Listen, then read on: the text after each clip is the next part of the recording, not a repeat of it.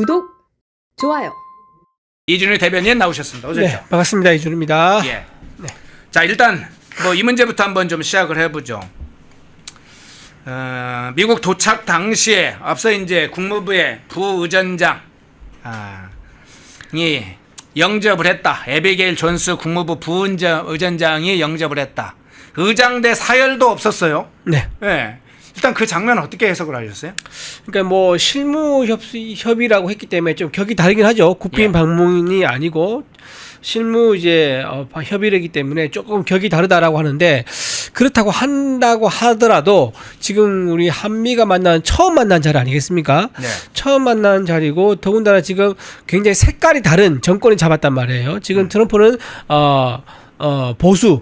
전 세계 보수 정권의 어떤 상징적인 그런 정권인 거고, 대한민국에서는 그 전에 볼 수 없었던 이제 극좌 성향의 정권이 들어섰는데, 그런 자리에 가면서 서로 존중하는 모습을 좀 속으로는 부글부글 하더라도 겉으로는 존중하는 모습을 보여주지 않을까 싶었는데, 이번에 의전을 보니까는 그러지 않은 것 같아요. 좀 푸대접, 홀대한다, 이제 이런 얘기가 언론에서 많이 나오고 있고, 근데 민주당에서는 그러지 않다라고 하면서 뭐 다른 예를 들면서 얘기하고 있지만, 또 그 반대되는 얘기가 또 많이 나오고 있습니다. 예를 들면은 지난번에 이제 문재인 전 대통령 갔을 때는요, 예. 4월달 쫙 썼지 않습니까? 그렇죠. 그랬었고요. 또 블레어 하우스도 해외 정상 지금 저 의장대 사회를 그렇죠, 저 나오네요. 지금. 저 장면이죠. 그래도 문재인 전 대통령 갈 때만 저 정도 대접은 해줬다는 그렇죠. 거죠. 예. 의장대 사회를까지도 쭉 받았었고요. 예. 또 블레어 하우스 같은 경우도 문재인 전 대통령이 특이한 이력인데, 예. 모든 해외 정상들은 블레어 하우스에서 2박 3일 정도로 머문다 하더라고요. 근데 최초로 3박 4일 머문 사람이 문재인 전 대통령이었대요. 그 정도로 이제 그 전에는 상당히 이제 정권에 대해서 예우를 해줬었어요. 뭐 다른 성향이 오더라도. 그런데 지금 이번에는 이재명 대통령에 대해서는 굉장히 뭔가 불편한 기색이 있고, 어지간하면은 좀 의전 같은 걸 좀 축소하거나 또는 이제 생략하려는 이런 게 굉장히 많이 느껴지고 있습니다. 더군다나 블레어 하우스가 무슨 공사 중이라고 했었다 그러는데, 그거는 우리 측의 설명인 거고요. 미국에서는 공식적으로 블레어 하우스가 공사 중이다라는 또 얘기도 안 나왔어요. 예. 그러니까 이것도 사실 알 수 없는 거죠. 왜냐하면 블레어 하우스가 옛날에 굉장히 큰 고저택입니다. 예. 거기 그 방이 한 200개 가까이 돼요. 190 몇 개 방이 있다 그러는데, 그 중에 일부를 공사한 게 상식이겠죠. 전체 200개 방을 동시에 공사한 것은 불가능하지 않겠습니까? 그렇다면 일부를 이제 막아두고 일부를 개방해서 이제 의전할 수 있는데, 그것도 이제 제공을 안 했다는 것은 굉장히 뭔가 불편한 기색을 드러내고 있다. 더군다나 어젯밤에 난리가 났죠. 예. 지금 이제 트럼프 대통령이 공식 SNS에다가 이게 숙청이냐 뭐냐라고 하면서 한국에서 무슨 일이 일어나고 있다, 같이 비즈니스 할 수 있을지 모르겠다, 이런 취지의 글을 올려가지고 난리가 났었는데, 환대한다 그러면 그런 메시지가 올라올 리가 없죠. 그러니까 여러 가지 공항에서 의전이라든가 또는 블레어 하우스를 이용 못하게 한 거라든가, 또는 이제 회담 직전에 한국에서 일어나고 있는 일에 대해서 숙청이라는 단어를 썼다는 거, 펄지라는 단어를 썼다는 거, 이런 것들이 굉장히 트럼프 대통령이 보고 있는 이재명 대통령에 대한 의심과 불신, 이런 것을 드러낸 것이다를 볼 수 있을 것 같습니다. 예. 뒤에 가서 한번 바로 이제 그 트럼프 대통령의 메시지 한번 좀 살펴볼 텐데요. 자, 폴란드 대통령을 블레어 하우스에 초청을 했다고 합니다. 자, 한번 그 사진 띄워주시겠어요? 트럼프 대통령이 폴란드 대통령을 블레어 하우스에 초대한 것이 보도가 됐어요. 이 폴란드에서 폴란드 매체가 보도를 했고, 이게 이제 전 세계적으로 알려졌습니다. 9월 3일에 방미하는 걸로 알려져 있는데, 아니 블레어 하우스가 뭐 그냥 3, 4일 공사하는 거 또 아닐 텐데 지금 9월 3일 정도 미리 사실은 이제 블레어 하우스에 초대를 했다는 것은 아무런 문제가 없다는 것이 확인될 수도 있잖아요. 그렇죠. 우리나라가 공사를 하고 있다, 이게 정말 사실인지 의심스러워요. 공사가 아닐 가능성이 높다고 봅니다, 저는. 예. 우리나라가 더군다나 폴란드랑 비교하면 비교가 안 되는 국력을 가지고 있는 나라 아닙니까? 세계 경제 규모만 해도 세계 10위, 8위를 하고 있는 나라고, 군사력은 세계 5위를 하고 있는 나라인데, 그런 나라가 폴란드보다 푸대접을 받고 있다. 이거 굉장히 좀 의미심장하다고 볼 수 있는 거고요.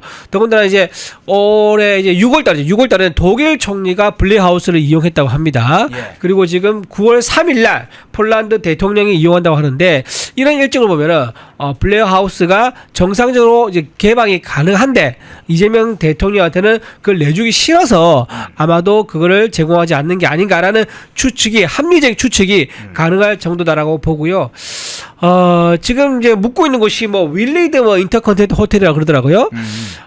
저기에 묵게 되면 우리나라 또 예산도 많이 듭니다. 저기가 고급 호텔이라고 그러더라고요. 네. 뭐 대통령 그 이제 백악관과 가까운 데 잡다 보니까 이제 거길 잡은 것 같은데 사실 블레하우스 가게 되면 얼마나 많은 수행단들 숙박비가 전략됩니까? 네. 근데 그런 것도 뭐 2박 3일이면 3박 4일이면 더 금액이 크겠죠. 그런 것도 전혀 이제 혜택을 받지 못하고 우리 돈 다 써야 되니까 그것도 참 씁쓸한 일이다. 그리고 윌리드 호텔에서 이재명 대통령이 묵었다는 여러 가지 얘기가 나오는 게 거의 목격담이 있는가 봐요. 네. 미국 현지에 있는 이제 재미 교포라든가 현지들이 인스타그램에 그 사진을 올려가지고 많이 공개되고 있는 그런 상황이라서 블레하우스가 공사하고 있다는 것은 한국 측의 설명이라서 그대로 믿기 어렵다. 미국의 공식 입장이 안 나왔습니다. 그리고 근처 호텔에 비싼 숙박비를 주고 머물고 있는 것도 우리나라 예산이 들어가는 안타까운 부분이고 어쨌든 미국 가서도 환대를 제대로 못 받고 있는 것은 우리나라 국격이 그만큼 떨어진 게 아니겠느냐 그런 좀 의심이 들어서 매우 안타깝습니다. 예. 뒤에서 이제 좀 자세히 정상회담 내용을 다루는 걸로 하고 그 전에 이 문제 한번 먼저 다루겠습니다. 자, 트럼프 대통령이 회담 3시간 전에 트루스 소셜에 글을 올린 게 있죠. 네. 트루스 소셜에 뿐만 아니라 행정명령 서명식에서도 이야기를 했었는데 트루스 소셜에는 숙청이나 혁명이 지금 한국에서 벌어지고 있는 거냐 이런 메시지를 던졌고 그 행정명령 서명식에서는 최근에 며칠 동안의 교유에 대한 매우 잔인한 단속을 벌이고 있다. 그리고 우리 군사 기지에 들어가 정보를 수집했다고 들었다 해서 이 문제를 공개적으로 지금 메시지를 던졌어요. 어떤 네. 차원에서 좀 해석하십니까? 이게 처음부터 오산기지에 이제 압수수색 들어갔을 때 네. 이게 미군 자산인데 거기에 우리나라 정부가 특검이 들어가는 게 이거는 외교적인 문제로 비화될 수 있다는 얘기가 그때 당시 언론에 보도가 많이 됐었습니다. 네. 아마 그게 실시간으로 주한 미 대사에 의해서 미국으로도 보고가 됐을 거예요. 그거를 이제 트럼프 대통령이 이재명 대통령을 만나면 확실하게 짚어주는 걸 아마 노리고 있었을 것 같아요. 들어오게 되면은 너네 왜 들어왔어? 거기는 우리가 우리 자본과 우리 인력을 통해서 군사 작전을 피고 있는 곳이고 거기는 불가침의 영역이다. 너네가 필요해서 우리가 가 있는데 거기를 너네 마음대로 뒤집는다? 그럼 우리 거기 못 있어. 라는 메시지를 강하게 줄 필요가 있는 거죠. 예. 그래서 아마 트럼프 대통령이 이재명 대통령이 왔을 때 이거를 가장 첫 번째 아재로 미국의 어떤 군사 시설에 대한 이제 막무가내식 어떤 그 이제 조사라든가 또는 뒤집기 이런 것들에 대해서 확실하게 경고를 내는 그런 신호를 보내는 게 아닌가 싶고요. 이게 만약에 신뢰가 있었다 그러면 이런 질문 하지 않죠. 이런 얘기 하지 않죠. 그러니까 신뢰가 없기 때문에 의심스럽기 때문에 혹시나 거기 들어가서 정보를 빼서 중국이나 북한에 넘겼을 가능성 이런 것도 사실은 말을 안 하지만 그 가능성은 CIA나 FBI에서 트럼프 대통령에게 보고 있을 가능성이 저는 99%라고 봅니다. 그래서 그런 가능성도 있기 때문에 딱 정상들끼리 얘기해서는 그 말을 하지 않지만 그 의미를 담고 넌지시 때리는 그런 이제 대화를 아마 트럼프가 하지 않았나 싶습니다. 예. 자, 정상회담 문제에서 있었던 장면을 바로 좀 들어가 보겠습니다. 앞서 이제 이야기한 초장이 한미 정상회담 혹시 기자들과 질의응답이라든가 일부 공개된 장면을 보시면 알겠지만 이 대통령이 초반부터 뭔 얘기를 하냐면 북한 이야기를 합니다. 네. 트럼프 대통령을 향해서 평화의 세기를 열어주길 바란다. 트럼프 대통령이 피스메이커를 하면 저는 페이스메이커를 하겠다. 트럼프 대통령이 그간에 유럽, 아시아, 아프리카 여러 중동 나라에서 굉장한 평화 역할을 했다 하면서 막 띄웁니다. 초반부터. 그리고 이 북한과 관련해서 트럼프 대통령이 김정은과 만나 뭔가 트럼프 월드도 이렇게 지으면 저도 가서 골프를 치겠다 막 이런 식으로 이야기를 해요. 그 부분을 굉장히 많이 띄우던데 그 상황을 어떻게 상황을 보셨어요? 저는 이제 이렇게 봅니다. 두 가지라고 봅니다. 네. 첫 번째 이제 한미 이제 정상의 신뢰를 얻기 위해서는 트럼프의 마음이 들어야 됩니다. 네. 근데 지금 트럼프가 지난번 1차 이제 집권할 때 보여준 걸 보면은 문재인 전 대통령을 패싱해 가지고 김정은과 다이렉트 직거래하는 모습을 많이 보여줬습니다. 네.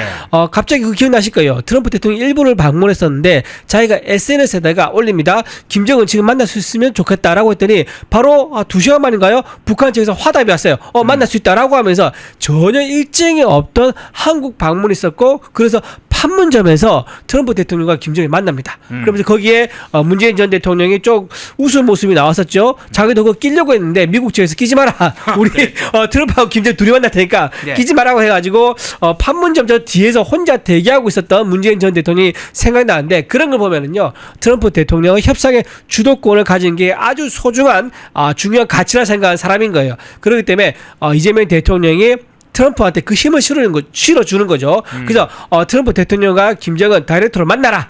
나는 거기서 중간 다리 역할을 하겠다라고 하면서 일단 트럼프 기분을 맞춰주는 이제 그런 역할을 한 게 아닌가. 굉장히 좀 이렇게 보기에는 막 그냥 아부하는 모습이 그대로 보였어요. 그렇죠. 아부하는 거죠. 약간 굴욕적으로 보였습니다. 마음이 들어야 되니까. 예. 트럼프가 좋아하는 거를 먼저 이제 선수를 쳐가지고 던져주는 이제 그런 모습이 하나 나왔었고요. 또 하나 이제 의미는 뭐냐면 지금 트럼프가 지금 본인도 가지고 있는 게 이겁니다. 옛날에 언론 몇 번 나왔었는데 노벨 평화사에 되게 관심이 많대요. 트럼프 예. 대통령이. 그래서 본인은 이제 북한과의 문제, 북한이 지금 어떤 핵 상태냐면 뉴클리어 스테이트 이러면 핵 보유국이에요. 예. 근데 트럼프 대통령이 뭐라고 얘기냐면 북한에 대해서 뉴클리어 파워라고 했어요. 그러니까 사실상 핵 보유국 이 말인데 사실상 이제 핵 보유국이다. 그 같은 말인 거죠. 그 말을 트럼프가 했기 때문에 핵 보유 국가인 김정은을 만나서 김정은 이제 국무위원장을 만나가지고 핵에 대한 어떤 그 가동성을 좀 떨어뜨리는 이런 평화 협정만 맺어도 트럼프 대통령은 노벨 평화상에 한 발 가까워질 수가 있는 거죠. 그래서 네. 트럼프 대통령은 김정은을 통해서 노벨 평화상을 얻고 싶은 마음이 있었던 거고 이재명 대통령은 그걸 이용해서 둘이 만나라라고 하면서 이제 트럼프 대통령의 기분을 맞춰주는 중간다리의 역할을 자임을 하면서 우리나라 좀 잘 좀 봐줘라고 이제 부탁한 거고 거기서 나온 얘기가 이제 주한 미군 이번 일본에서 미국 가는 비행기 안에서 주한 미군에 대해서 유연화는 없다라고 또 얘기를 하더라고요. 예. 처음에는 전작권을 우리가 가져와야 된다 하면서 얘기했었는데 지금은 또 입장을 바꿔서 이재명도 지금 오락가락합니다. 이재명 대통령도 예. 오락가락하면서 어쩔 때는 우리 나라 말의 고유의 군사 주권 행사를 강조하다가 또 어떤 때는 미국이 없으면 한반도 안전은 불안하다라고 얘기했다가 오락가락합니다. 그런 상황이기 때문에 어쨌든 트럼프 만나는 입장에서는 미국 중심의 주한미군이 주도하는 한반도 평화 체제를 구축하는 것 여기에 대해서는 입장을 결국은 바꾸지 않고 그대로 유지하고 있는 모습을 보여줬습니다. 예. 자, 이어서 중국 문제 한번 제가 여쭤볼게요. 이재명이 이제 전용기를 타고 가면서 기내 간담회를 했지 않습니까? 했죠. 그때 당시에 중국 문제에 대해서 이야기를 했어요. 그래서 중국과 절연할 것이냐, 절연하고 살 수 있느냐, 절연 안 하는 걸 친중이라 한다. 그래서 한미 관계도 중요하지만 중국과의 이웃 국가도 여전히 관계가 중요하다. 우리는 그런 입장을 하겠다. 그리고 그런 것을 당당하게 마치 이야기할 것처럼 이야기는 했어요. 그런데 자, 다른 장면 한번 제가 소개를 좀 해드릴게요. 자, 이재명이 그 전략국제문제연구소에 가서 연설을 했는데 거기서 이런 얘기했어요. 과거에 한국은 안미 경중의 태도를 취한 게 사실이지만 이제 과거 같은 태도를 취할 수 없는 상태가 됐다. 이러면서 최근 몇 년 사이에 자유진영과 중국 중심의 진영 간의 공급망 재편이 본격적으로 벌어지고 미국의 정책이 중국을 견제하는 쪽으로 가면서 한국이 과거와 같은 태도를 취할 수 없는 상태가 됐다. 이렇게 이야기를 했어요. 그럼 이제 이야기가 좀 다르잖아요. 그렇죠. 결이. 네네. 자, 전략 국제문제연구소에는 미국의 싱크탱크의 관계자들 또 여러 관련된 트럼프 측의 인사들이 와서 듣고 있기 때문에 그걸 고려한 것인지 이야기를 대비하면 다른 얘기인데 뭐 존경한다고 하니까 진짜 존경하지 뭐 이런 겁니까? 이 문제를 어떻게 일단은 해석을 해야 될까요? 과거에 이제 한국은 이제 안미 경주, 안보는 미국, 경제는 중국이라는 얘기인데, 이제는 과거와 같은 태도를 취할 수 없는 상태가 됐다. 자, 그러면 안보도 이제 중국과 이제 서로 논의할 수 있다. 지금 이런 얘기처럼 들리기도 합니다. 어떻게 보면은. 아, 그런가요? 그렇죠. 그렇게 볼 수 역으로 있죠. 하면 그러네요. 역으로 보면 그렇죠. 네. 그리고 여기서 가장 이제 중요한 게 뭐냐면 아마 이제 비공개 환담에서 그 얘기 나왔을 것 같은데 그 이제 대만 해협 문제가 아마 이슈가 됐었을 거예요. 예. 지금 시진핑이 뭐라고 했습니까? 2027년까지 대만을 침공할 준비를 끝내라고 했단 말이에요. 그렇다 그러면 미국의 입장이 뭐냐? 이제 중국을 견제하기 위해서 대만 해협에 만약에 침공이 일어나면은 즉각적인 이제 지원이 나오고 대응을 한다. 그리고 가장 가까이에 있는 한국에 있는 미군들을 이동시켜서 가겠다라는 거고, 그렇다 그러면은 미국만 빼가는 것이 아니라 한국군도 도와줘라고 할 가능성이 높죠. 예. 왜냐? 미국은 1950년 6.25 때 어떻게 했습니까? 미국 군인들 생명 부지의 나라의 땅에 자유진영 지키기 위해서 미군들을 보냈는데 그때 사망한 미군이 2만 명이 넘습니다. 네. 우리나라 6.25 전쟁에 왔다가 2만 명 넘는 젊은이가 한국에서 피를 흘리고 사망을 했는데, 미국이 필요할 때 한국에 손을 내밀었는데 만약에 한국이 거절했다. 이러면 이제 완전히 한미관계가 파탄나는 거겠죠. 뭔가 한국이 성의를 보여야 된단 말이에요. 그때 미국이 없었다, 유엔이 없었다 그러면 우리는 그때 김일성에 의해서 적화 통일됐을 거고, 지금 우리나라 어떻게 되냐? K-팝 이런 거 없습니다. 캐대현, K-팝 데모넌트스 이렇게 우리나라가 세계 문화를 호령하는 이런 부국이 될 수가 없었을 겁니다. 예. 이제 그렇기 때문에 우리는 반드시 갚아야 된단 말이에요. 그러면 그때 한국인들은 어떤 입장을 취할 것이냐라고 이 트럼프가 이재명 대통령한테 물어봤을 거예요. 근데 거기에 대해서 이재명 대통령이 어떻게 답변했는지 저는 굉장히 좀 궁금합니다. 그리고 이게 내일쯤 되면은 미국 언론에 대해서 슬슬 얘기가 나올 수 있는 거예요. 중국이 만약에 대만을 침공했을 경우에 한국이 어떤 입장을 취하겠다고 했느냐, 이런 얘기가 흘러나올 수 있습니다. 근데 대만 해협에 대해서 이재명 대통령은 무슨 소리냐, 양쪽이 다 쉐쉐하면 되지, 저쪽도 쉐쉐 이쪽도 쉐쉐, 그리고 미국이 땡큐 하면 되지만 그게 말이 되지 않는 게, 대만 해협으로 지나가는 무역의 선 있잖아요. 무역선. 예. 그게 우리나라 전체 무역량의 42%가 대만 해협을 지나요. 그러니까 중국과 대만이 전쟁이 나고 거기서 미국이 참전한다라고 하면 대만 해협에 봉사되는 거예요. 그럼 우리나라 무역 길의 42%가 막힌다는 얘기거든요. 근데 이재명 대통령은 그게 우리가 왜 무슨 관계냐라고 얘기를 했었단 말이에요. 그렇기 때문에 거기에 대한 인식을 트럼프 대통령이 확인을 하려고 할 겁니다.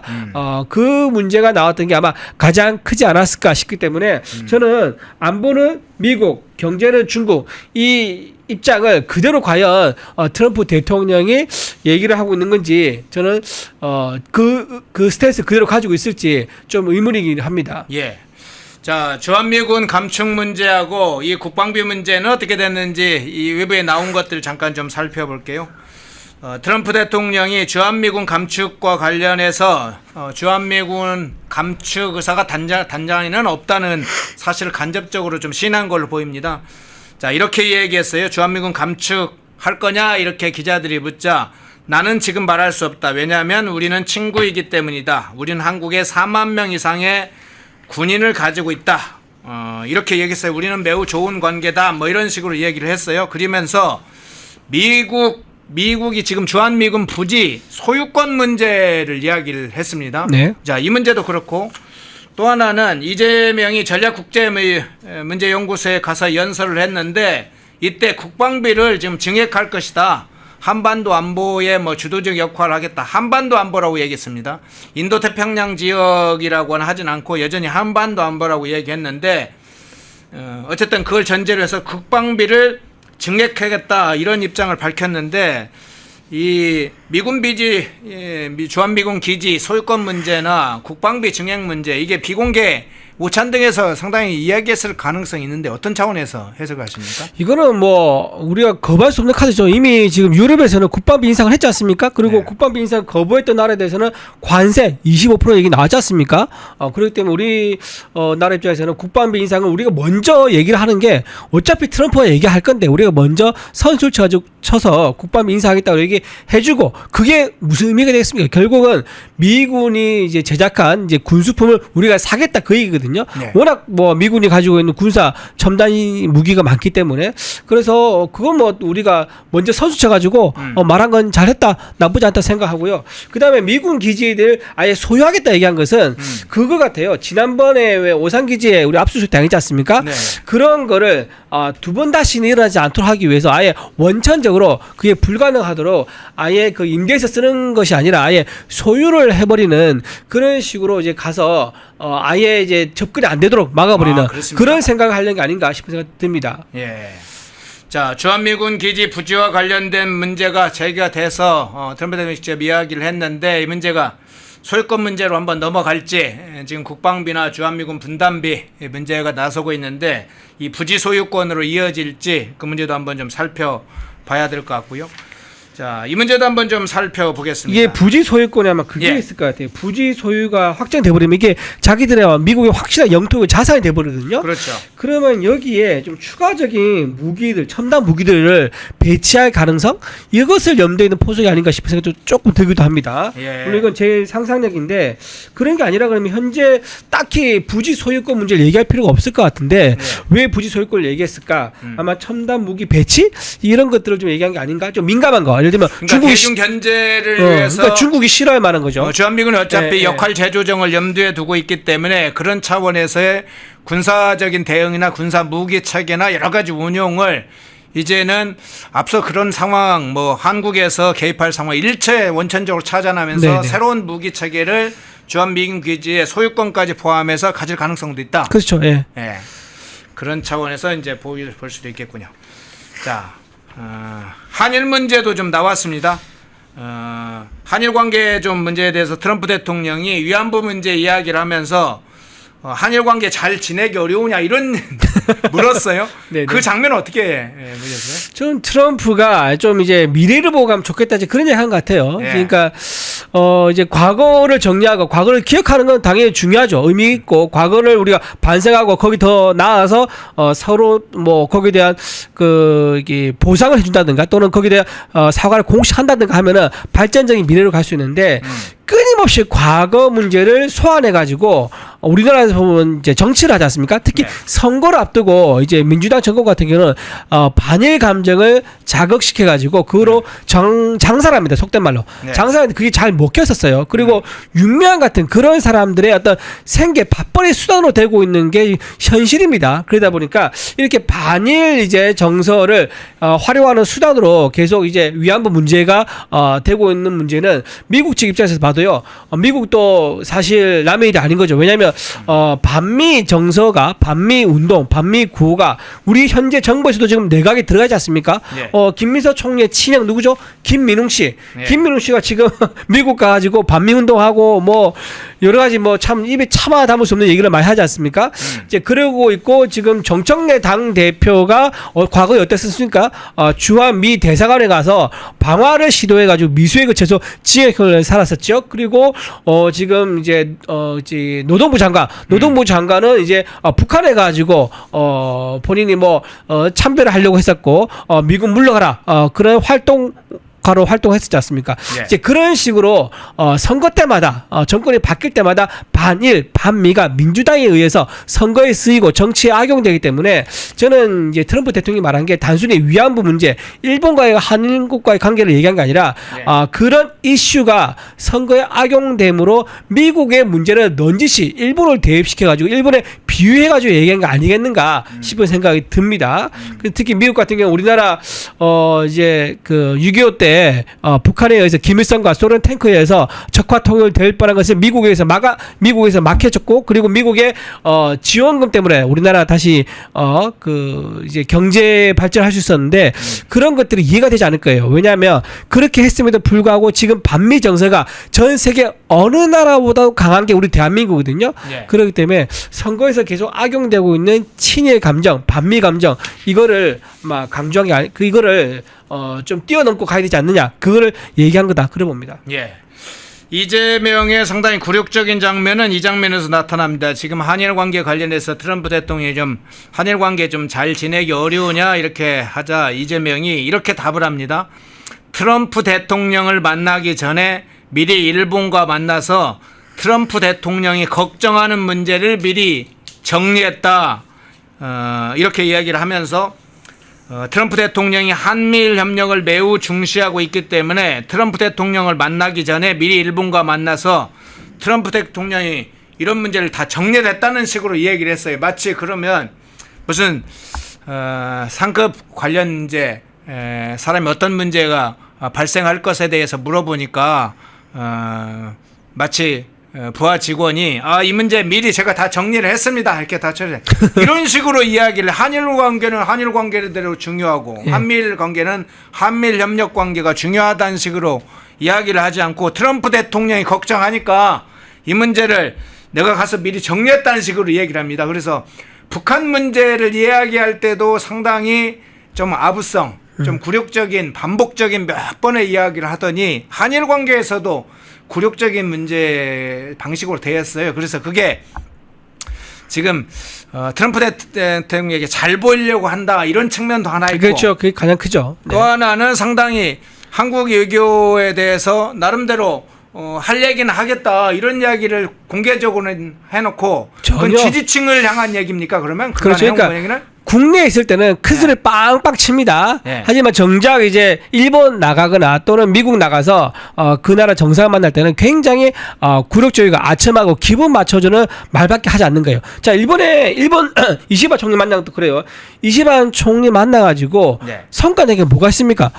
아무런 내용이 없잖아요. 껍데기밖에 없는 빈 내용밖에 없어요. 있어요. 뭐죠? 셔틀 얘기예요. 셔틀웨이가 하자. 그거 하나 나왔는데 그 단어 하나 건지려고 그렇게 넘어가서 그런 난리를 쳐야 됐는지 공무원들 다 동원해가지고 좀 의아하다는 생각이 들고요. 저는 이제 한일 국교 정상화 60주년 기념일인데 네. 거기서 말잔치만 있었고 실질적인 성과가 전혀 없었다.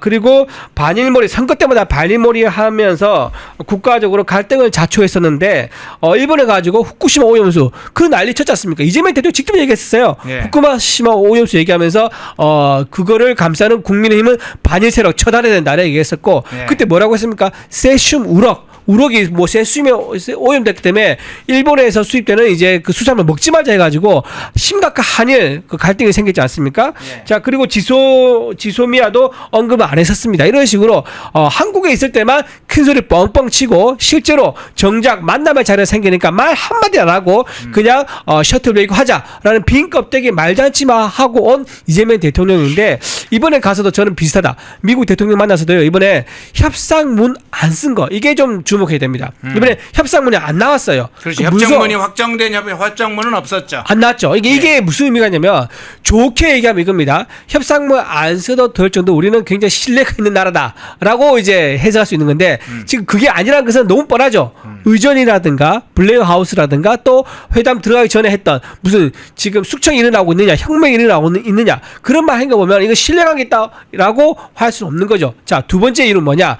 이거를 문서로 확정시킬 수 있으면은 합의된 게 하나도 없을 경우에 그렇죠. 합의면 안 나오는 거예요. 그래서 예. 저는 두 번째 이유가 크다고 봅니다. 전혀 확정돼서 문서화 시킬 수 있는 내용에 진전이 이루어지지 않았기 때문에 이런 그 합의문을 이뤄내지 못했다. 그래서 그림만 따고 밥만 먹고 빈손으로 돌아오는 빈손 외교가 될 가능성이 저는 90%쯤 넘어 보인다. 그래 봅니다. 예. 자, 지금 다른 관심사는 사실은 이제 지금 말씀하신 관세 협상이라든지 아니면 뭐 조선 분야에 관한 협력 뭐 이런 문제가 지금 어떻게 될지도 관심사였잖아요. 네네. 오늘 이제 필리조선소에 이재명이 방문하는 걸로 지금 알려져 있어요. 그래서 이제 이 마스카 프로젝트는 상당히 잘 진행되는 것 같고 원전 관련된 얘기는 아직까지는 안 나옵니다. 마스가 프로젝트 잠깐 말씀드리면 마스가 그 이름 어디서 만든 줄 아세요? 마스가 그 말을 마가에서 붙인 거잖아요. 마가에서 S 붙이니까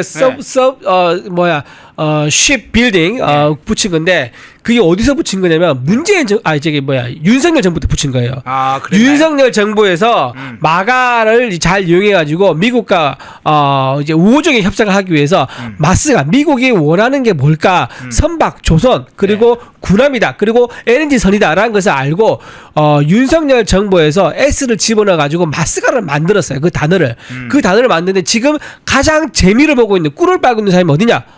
어이없게도 이재명 대통령이 지금 꿀을 빨고 있는 거예요. 이거 가지고. 정말 황당한 일. 이걸 잘 모르더라고요. 그래서 제가 이걸 좀 말씀을 좀 드립니다. 예. 근데 이게 참. 자, 이 네네. 장면 한번 볼까요? 자, 혹시 노트북 연결됩니까? 예. 자, 속보로 나온 것들 중에 이 한국경제가 속보를 냈던 건 아니고 다른 데 속보를 냈는데 지금 그 동일한 내용이니까 한번 좀 살펴보겠습니다. 대한항공에서 보잉 항공기 100대를 구입하겠다. 주문 발표를 할 예정이다. 대규모 지금 보잉 항공기 주문을 발표할 예정으로 알려졌습니다. 그러니까 이 항공에서 이 보잉 항공기 100대 주문은 지금 이재명의 대통령의 방미 일정에 딱 맞춰서 일단 주문한 거예요. 이게 그러면 통상과 관련된 일단 선물을 미리 좀 준 것이라고 봐야 될까요? 어떻게 봐야 될까요? 그렇게 봐야 되죠. 예. 근데 저게 정말 우리 대한항공이 예. 정말 100대가 필요해서 주문을 하는 건지 아니면 이재명 대통령이 자꾸 팔을 비트니까 예. 압박에 시달려서 못 이겨서 주문을 해놓고 5년 동안 이제 100대 주문을 저거 하면요. 예. 저게 금액이 한꺼번에 지급되는 거 아닙니다. 저게 굉장히 시간이 많이 걸려요. 그러면 이제 차근차근 나눠주는데 정권 바뀔 때까지 최대한 늑장을 부려가지고 한 10대만 주문하려고 하는 게 아닌가 싶은 생각 들긴 하는데 어쨌든 갑자기 대한항공이 저렇게 100달에 되는 것을 주문한 거 보면은 글쎄 지금 이제 우리나라 기업들 다 지금 미국에 붙들려 갔지 않습니까? 네. 삼성, 하나, 현대자동차 다 붙들려 갔는데 네. 거기서 지금 3,500억 달러 지금 이재명 대통령이 본인이 낸 것도 아니잖아요. 네. 지금 기업들 지금 조져가지고 기업들한테 미국에 투자라라고 한 건데 대한항공도 결국은 거기에 걸려들어서 어쩔 수 없이 일단 거기에 호응하는 뭔가를 제스처를 보여줘야 된다. 그런 의미에서 보잉 항공사의 100대 주문을 발표할 예정이다라는 게 흘러나온 것 같습니다. 예. 한미 정상회담 직전 또 한미 정상이 있었던 현재까지 공개된 주요 내용들을 좀 먼저 다뤄봤습니다. 아직 공개되지 않은 내용들이 굉장히 많습니다. 사실은 비공개 회담 오찬 과정에서 나왔던 이야기들이 아직 그 언론의 외부에 지금 원전에 대해서는 아마 네. 미국에서 이렇게 얘기했을 거예요. 원전은 지금 미국에 지금 500기인가? 지금 만들 계획이 있다 그러는데 앞으로 네. 이제 2050년까지 예, 100기에서 400기까지 늘린다고 그러죠. 그렇죠. 그래서 네. 총 500개가 되겠네요. 그렇죠. 네. 그래서 그런 계획이기 때문에 원전 이제 설계 기술은 미국이 세계 최고입니다. 원전 자체가 미국에서 탄생했기 때문에. 근데 그 시공 기술은 또 우리나라가 또 세계 최고예요. 중국도 시공능력이 있지만 지금 적대 국가이기 때문에 거기를 맡길 수 없는 거고 거기 또 안보 문제가 있는 거죠. 예를 들면 원격으로 미국에 원전을 지원하는데 중국에서 수가 틀린다고 원격으로 폭파시키거나 에너지를 다운시키거나 할 수도 있는 거 아닙니까? 그래서 실리 국가의 한국 기술이 필요하게 할 겁니다. 그래서 한국과의 원전 협정 가능성 그래서 조인트 벤처라고 그러죠. 그걸 만들어 가지고 하겠다 그러는데 저게 실제로 성사된다 그러면 정말 좋은 일이죠. 좋은 일인데 여기서 정말 황당한 게 뭐냐? 문재인 정부 때 민주당이 내내 했던 게 뭡니까? 탈원전 아닙니까? 탈원전. 그래서 멀쩡한 원전을 셧다운 시켜가지고 영국에 원래 원전 수출하고 했던 거 20조 원짜리 했었는데 그게 취소가 된 적이 있었습니다. 그래서 나중에 윤석열 정부가 겨우겨우해서 체코에 원전 수출했는데 우리나라에서는 원전 수출한다고 하고 미국에 가서는 또 국부를 창출해야 되니까 원전 수출에 또 호응을 하는 이런 이중적인 모습을 보이는 거 이것도 참 국민들한테 웃긴 일이 될 겁니다. 이게 표리부동이죠. 자, 시청하시면서 좋아요 한번 눌러주셨는데 한번 살펴봐 주시기 바랍니다. 좋아요 꼭 눌러주십시오. 그게 큰 힘이 됩니다. 자, 정상회담 관련된 문제는 2부에서 또 양일구 박사하고 좀 추가적인 내용 살펴보는 것으로 하고요. 다른 주제로 한번 넘어가 볼게요. 이것도 이제 트럼프 정부와 관련된 건데 한국의 좌파 정치인들, 연예인들이 미국 갈 수 있나요? 자, 이 문제 한번 좀 구체적으로 발생한 문제 살펴보겠습니다. 트럼프 정부가 이민 신청자들의 소셜 미디어를 본격적으로 활용해서 반미 성향 여부를 가리는 전면적인 이념 검증에 나섰다는 걸로 지금 알려져 있습니다. 트럼프 대통령이 지금 서명하는 장면이 나오죠. 이른바 반미 이념, 반미주의자들을 이제 본격적으로 차단하겠다. 뭐 비자 영주권, 시민권 이런 데에서 각종 이민 혜택 심사에 반영하겠다. 지금 이런 소식들이 지금 어제 다시 또 알려졌어요. 이 상황 일단 어떻게 보세요? 그렇죠. 지금 트럼프 정부가 들어오면서 상당히 이제 예고가 됐던 건데 예. 트럼프는 이제 퍼스트 아메리카 미국 우선주의 정책 아니겠습니까? 미국에 반대하는 사람이 미국에 들어와서 돈을 벌고 미국에 있는 첨단 기술을 배워가고 네. 미국에 있는 어떤 우수한 이제 분야의 어떤 그 학위를 따가고 이런 것들이 그 의아하죠. 왜 우리가 그래야 되냐? 우리 미국 싫다고 하면서 그러니까 윤명 같은 경우를 보고 얘기한 겁니다. 반일 반미 운동을 하면서 미국에 유학 오는 이런 사람들이 많은데 결국 어떻게 됩니까? 그 사람들이 경제적으로 위치가 올라가고 사회적 지위가 올라가면은 한국에 돌아가서 그 높은 지위를 활용해서 더 큰 반미 활동을 한단 말이에요. 그러니까 네. 그게 이해가 되지 않는 거죠. 그래서 그거를 정확하게 한번 걸을 필요가 있겠다라고 하면서 가장 효과적인 방법. 요즘 다 SNS로 자기 성향을 드러내지 않습니까? 그리고 SNS를 통해 가지고 정치적 성향 같은 것을 분석해서 요즘에 투표, 선거 이런 거 컨설트 해주는 업체가 있을 정도예요. 그 정도로 많이 기술이 발전했기 때문에 적극적으로 소셜 미디어에 나왔던 내용들을 싹 스크린해 가지고 엄청 슈퍼컴퓨터가 지금 미국은 엄청 세계에서 가장 많이 보유한 나라가 미국인데 네. 그 슈퍼컴퓨터를 활용하면요 그 특정인의 아이디와 그 사람의 SNS가 어딘 걸 알면은 순식간에 그 사람의 성향 파악이 됩니다. 네. 그동안 해왔던 단어라든가 또는 어느 특정 시기에 했던 활동이라든가 또는 그 사람 자주 올리는 사진이라든가 예를 들면 촛불 시위하는 사진 나와 있다. 현수막 반미 구호가 적혀있는 현수막 자주 들고 있는 사진 자주 올라왔다든가 이러면은 금방 알죠. 그러니까 그렇게 해서 미국에 대한 어떤 반미 이념을 가진 사람들이 미국에 들어와서 활동해서 여기서 배를 불리거나 미국의 어떤 세금 혜택을 받거나 돌아가서 자국에 돌아가서 높은 지위를 얻어서 반미 활동하는 것을 차단하기 위한 그론적인 조치로 한국이나 포함해서 전 세계에 있는 소셜 미디어를 검색해 가지고 반미 성향이 있으면 미국에 들어오지 못하게 하겠다라는 그런 정책을 발표를 했습니다. 예. 최근에 고든창 변호사라든가 칼라 샌즈 전 덴마크 대사가 공개적인 글을 통해서 이야기를 했습니다. 이제 친 트럼프 인사들 몇 명이 뭐 마가 진영 인사들이 이야기를 했는데 그중에 이제 칼라 샌즈 전 덴마크 대사는 정청래를 향해서 직접 이야기를 했잖아요. 네네네. 과거에 미 대사관저 당시에 난입을 해서 뭐 사제폭탄 쓴 그런 극좌파 반미주의자다 이런 이야기하면서 미국에 들어오지도 못했다. 미국이 받아들이지 않아서 이제 못 들어왔다 이런 취지로 글을 올린 바 있는데 지금 방금 말씀하시는 상황이면 최근에도 한국 연예인들 중에 일부 미국에 못 들어간 사람이 좀 있다고 알려지고 있잖아요. 네네네. 연예 이제 공연이 예정돼 있었는데 그러면 지금같이 미국 이걸 강화하면 특히 한국 연예인들, 정치권들 이제 미국에 못 들어갈 사람 많이 발생하는 겁니까? 그렇죠. 트럼프가 정부 들어서 더 많이 발생했죠. 트럼프 정부가 아니었던 시기에 임종석 전 의원도 2000년대 미국 방문을 못했었습니다. 그리고 정청래 방금 말씀하신 정청래 의원도 2013년인가요? 그때 외교통상위원회 위원했었는데 국정감사 때 구미 지역을 방문하기 예정돼 있었거든요. 미국에서 비자 발급을 거부했어요. 그래서 유럽으로 가게 됐는데 2013년에만 해도 그때 오바마였어요. 그러니까 오바마 정부도 정청래 같은 사람은 방미를 거절하는 거예요. 그런데 트럼프 대통령은 더하죠. 더 확실하게 아마 미국 반미 운동한 사람들에서 기획을 정확하게 하고 가르마를 확실하게 타는 행보를 보일 것이고 그런 의미에서 이제 지금 K-팝이 전 세계로 뻗어나가고 있는데 K-팝뿐만 아니라 K-드라마 관련돼서 반미 서양이 있는 배우라든가 가수 이런 분들이 미국 들어가는 게 아마 굉장히 어려워질 거다 그렇게 봅니다. 예.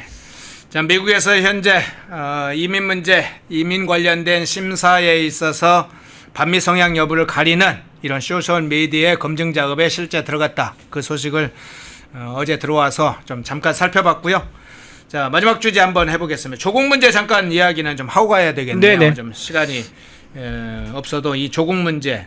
최근에 지금 뭐 발언 자체나 행적 자체에 대해서 여야 모두가 집중적으로 공격을 하고 있는데 특히 2030 남성 관련해서 뭐 70대와 비슷한 성향을 보이고 있다. 극우화 성향을 보이고 있다. 뭐 이렇게 발언해서 지금 논란입니다. 네. 네. 이거 지금 굉장히 황당한 얘기예요. 지금 본인이 지금 청년들 또 한번 조롱하고 있다고 저는 이제 생각하는데, 네.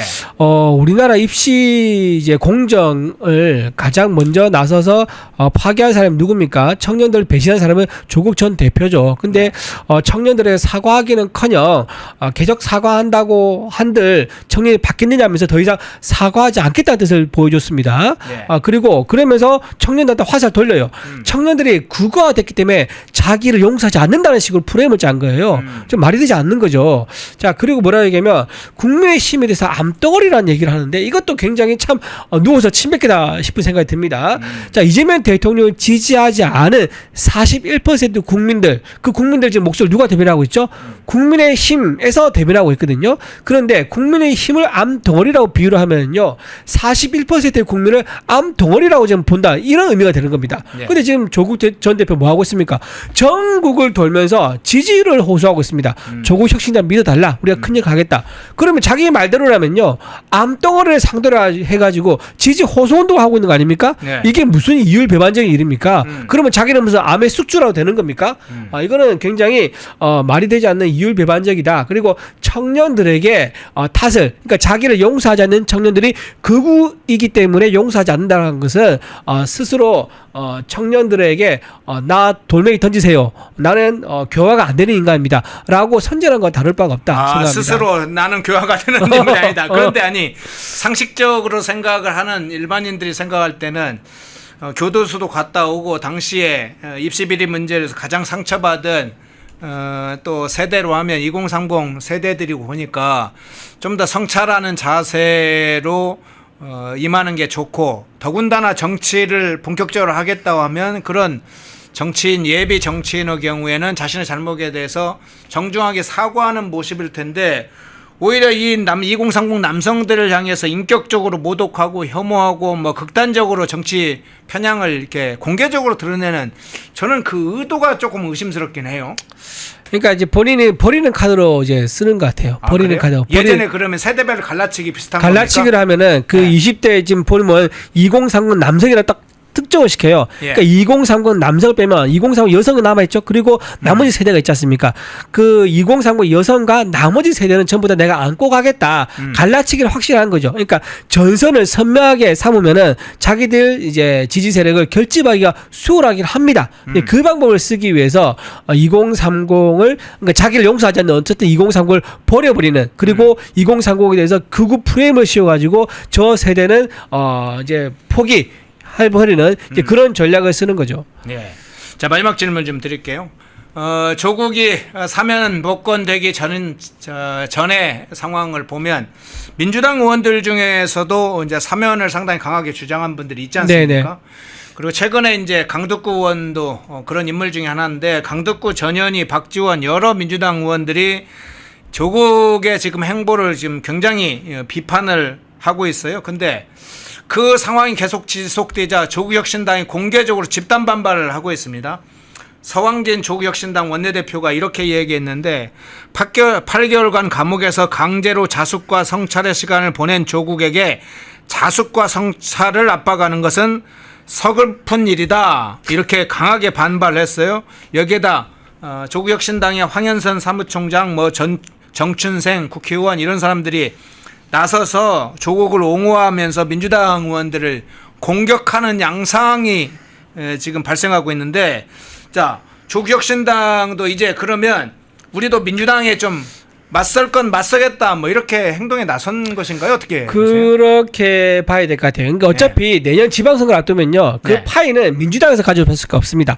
호남과 수도권에서 이제 지방 뭐 선거에서 이제 의원들이라든가 지방의회죠, 지방의회 의원들이라든가 또는 단체장들을 많이 선출해야 되는데, 그러기 위해서는 민주당과 결을 다르게 할 수밖에 없죠. 민주당과 결이 비슷하거나 또는 차이가 없다 그러면은 굳이 국민의 입장, 그 유권자 입장에서는 조국 혁신당 찍을 필요가 없는 거죠. 집권당인 민주당을 찍어주는 게 더 유리하기 때문에 확실하게 결을 달리하는 그런 행보를 보일 필요가 있을 겁니다. 그래서 아마도 조국 혁신당에서 그럼 이참에 민주당하고 확실히 선을 끊자라고 했을 거고요. 또 조국 전 대표의 입장도 이것을 생각할 거예요. 왜냐? 지금 이재명 대통령이 조국 전 대표를 풀어준 이유가 뭐냐? 정청래를 견제하는 용도로 풀어준 거예요. 예. 그 조국 전 대표 이걸 모르지 않을 거란 말입니다. 그리고 조국 전 대표가 만약에 내년에 지방선거 승리를 이끌지 않습니까? 본인은 그러면 대선 주자로 분류될 수 있다는 그런 또 희망을 가질 거예요. 그러니까 저는 이제 망상이라고 보는데 본인이 희망을 가질 겁니다. 예. 그렇기 때문에 이참에 좋다. 정청래가 내년 지방선거에서 압도적인 승리를 하게 되면은 전당대회 한 번 더 열어가지고 총선에서 공천권 행사에서 확실한 대권 주자로 갈 가능성이 높기 때문에 이재명 대통령이 그걸 원하지 않는다는 것을 조국 전 대표가 알고 그 마음을 읽고 좋다. 그럼 내가 정청래가 가져갈 승리에서 상당한 부분을 내 승리로 가져가겠다. 그러면 나도 도움이 되고 이재명 대통령도 도움이 될 거다라는 그런 계산을 하고 있는 거죠. 정청래를 맡기를 원하니까. 예. 그래서 조국 대표 입장에서는 1타 2피다 이렇게 볼 수 있을 것 같습니다. 예. 자, 한미 정상회담 긴급하게 새벽에 진행된 상황, 뭐 외신 보도와 관련해서도 추가적으로 저희가 살펴볼 텐데 이후에 이제 내용을 좀 향후에 확인된다 할 텐데 일단 여러 보도들 알려지는 확인 걸 우선 좀 긴급하게 이준호 대변인과 살펴봤습니다. 자, 한미 정상회담 관련된 긴급 의제 여러 내용들 잘 좀 분석해 주셔서 고맙습니다. 네, 고맙습니다. 자, 이준호 대변인이었습니다. 고맙습니다. 네, 고맙습니다. 펜앤마이크와 광동이 함께 준비한 초저분자 콜라겐으로 피부 속까지 촘촘하게 관리하세요. 하루 두 알로 피부 보습, 탄력 개선, 체내 흡수에 용이한 저분자 PC 콜라겐, 부원료 또한 탄탄하게 펜앤마이크 TV 단독 할인 1개월분 한 박스에 13,000원, 3개월분 3박스에 30,000원.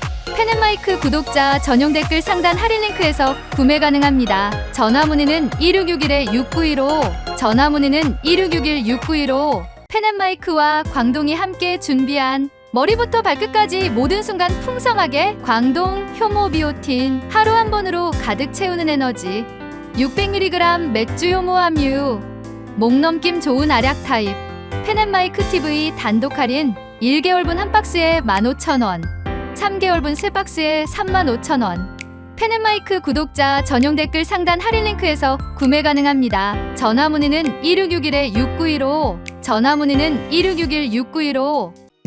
펜앤마이크에서 추천하는 영상도 보고 가세요. 다른 영상도 즐기시려면 구독 버튼을 꼭 눌러주세요.